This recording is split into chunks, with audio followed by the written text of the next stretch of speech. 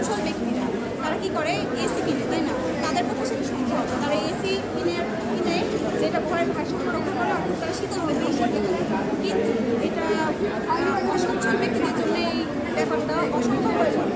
তার জন্য আমরা একটা ইউনিক আইডিয়া, একটা সহজ সিম্পল একটা আইডিয়া তৈরি করেছি, যেটা দেখো, যেটা বাইরে 30 ডিগ্রি তাপমাত্রার উপরে যদি থাকে তাহলে সম্ভব বেশি একটু গরম হয়ে যায় না?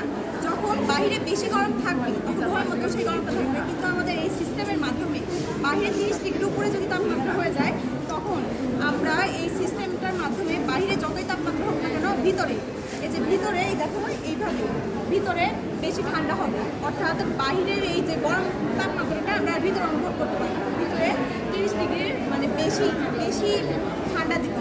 আর যখন এই বাইরের আবহাওয়াটা অর্থাৎ যখন গ্রীষ্মকালে থাকবে 30 ডিগ্রির নিচে যখন তাপমাত্রা হয়ে যাবে তখন ভিতরে গরম হবে না।